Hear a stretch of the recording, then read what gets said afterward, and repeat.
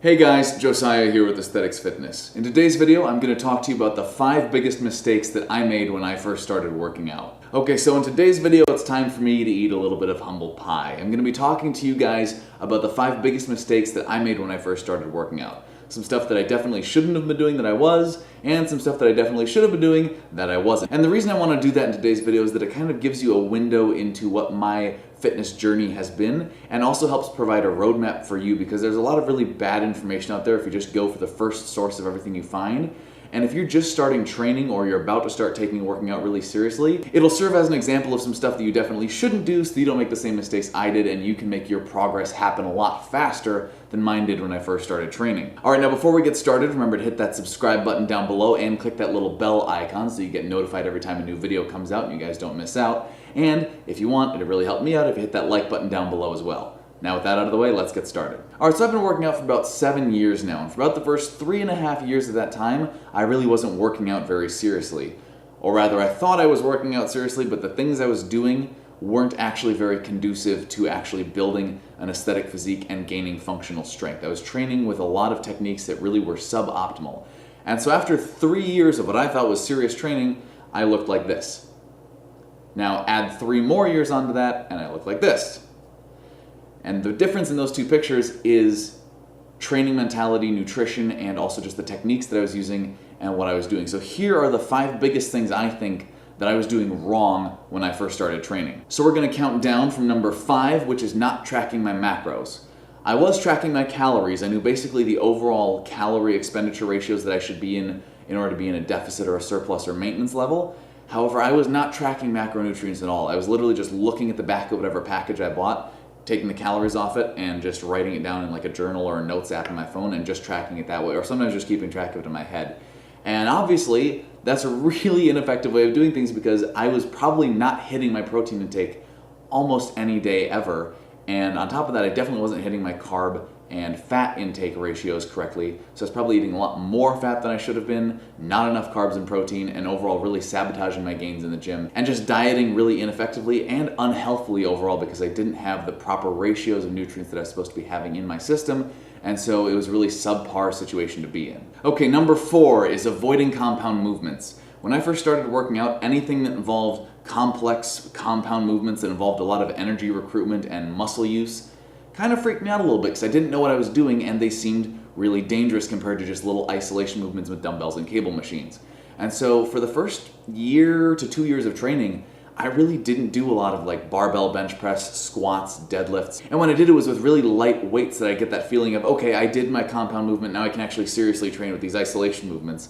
And it's just not a good way to build functional strength, and it's not a good way to actually activate maximum muscle recruitment in your body and help your body to grow in the best way it can. Because again, the best way to put on muscle is by adding strength. And if you're doing these big, heavy compound movements, you can move up in weight a lot faster with those than you can if you're just doing dumbbell bicep curls, dumbbell tricep extensions, and push-ups. Number 3 is listening to muscle magazines. And by that, I'm kind of lumping that in with like mainstream fitness websites, advertisers, magazines, books, things along this nature that aren't really written by people who are super knowledgeable about natural lifting, but by people who are trying to sell supplements or sell training programs or are on steroids and therefore don't have as much knowledge about how a natural lifter needs to train in order to see the best results possible. And you would be amazed in a bad way by the amount of terrible information that's being still to this day put out and advertised in these sources. And I was following all of it because I thought it was my blueprint to getting huge and shredded at the same time. Stuff like burning stubborn belly fat in your lower stomach by doing lots of hanging leg raises, using circuit training and bodyweight workouts to build a body like Captain America, eating a bare minimum of 2 grams of protein per pound of body weight, never eating carbs, doing crunches to get a six-pack, and of course, bulking on 6,000 calories, because if you don't, how on earth are you going to build muscle? Obviously, with even just a little bit of research into nutrition and how training your body works, you'd be able to kind of disprove all of this and realize that it's all just marketing gimmicks and stuff that doesn't actually work in the long term, and that there are other better solutions for people. But for someone just starting lifting, that's going to be the first stuff they come upon because it's the most advertised and the most put out there.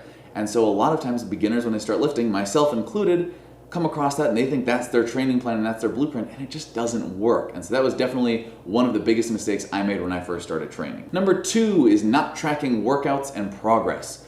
When I first started working out, I would just go to the gym with a vague idea of the muscle groups I wanted to hit, do some exercises, leave, and come back the next week and do exactly the same thing again. And I never kept track of anything, never wrote any exercises down, didn't track my weight gain and loss progress. Basically, I was just going into the gym for the sake of feeling like I did a workout and being like, okay, clearly I'm doing something that's better than nothing, therefore I must be building some muscle and losing some fat, right?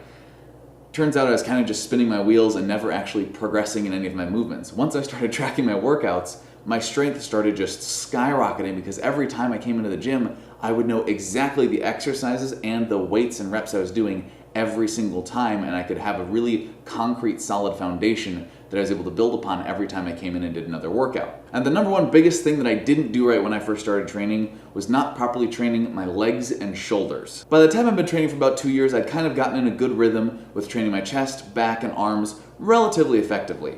However, like a lot of new lifters, I was reluctant to really put in the work it took to train my legs. I did do some leg exercises probably once every week or 2 weeks, which is not nearly enough to really see solid growth and strength improvements, but I'd convinced myself that that was all I really needed to do because I didn't want my legs to be huge and bulky anyways. Unfortunately, what that meant is that my legs have become a lagging body part, and even after 3 years of trying to catch up on them on training, they're still not exactly where I want them to be. And that's one of the problems when you first start training as a new lifter is you'll put on a lot of muscle very, very quickly if you're training right. And it's going to go wherever you are exercising the most. So a lot of the ratio of muscle that I put on went straight to my upper body, to my chest, back, and arms, which, don't get me wrong, is great.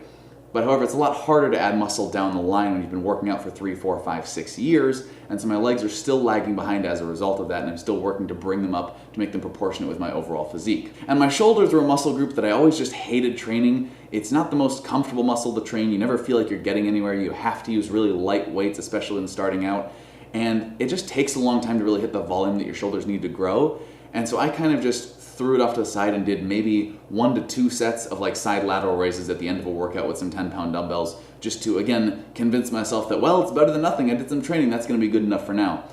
And I have always had kind of lagging, slim-looking actual deltoid muscles as a result of that. But for the last 2 years, I've been really hitting my shoulders hard with compound movements in shoulder press and Bradford press and military press, and then also doing accessory motions with side lateral dumbbell raises and rear delt raises in order to help build up my overall even deltoid development, and making sure that I'm progressing on those motions with heavier and heavier weights in order to, again, progressively overload the muscle and build more strength. And I've seen great results from doing that. If you're not currently training your shoulders and legs like you should be, definitely get started. You'll see huge improvements overall in your physique just from doing those 2 things. And I should make it clear, those are the 2 muscle groups that I was kind of avoiding training. That's going to be different for everyone. Some people may hate training chest or triceps or back. Basically, you need to make sure that you're training all of your muscles in a functional, even, and proportionate manner so that you build an overall functional, even, and proportionate physique and don't leave lagging muscle groups that will cause muscle imbalances and can actually lead to injuries in the future. Everybody has that muscle group that they hate training, but I promise you're going to hate it a lot more if in 3 years you haven't trained it at all and it is now lagging behind all of your other body parts. Okay guys, that's it for today's video. Thank you for watching. Hopefully it was entertaining and helpful for you. If you enjoyed the video, remember to leave a like down below and of course subscribe to my channel because I have new videos coming out every Monday and Friday and I don't want you guys to miss them. And leave a comment down below letting me know topics you would like me to cover in future videos so that I can help you train smarter and look better.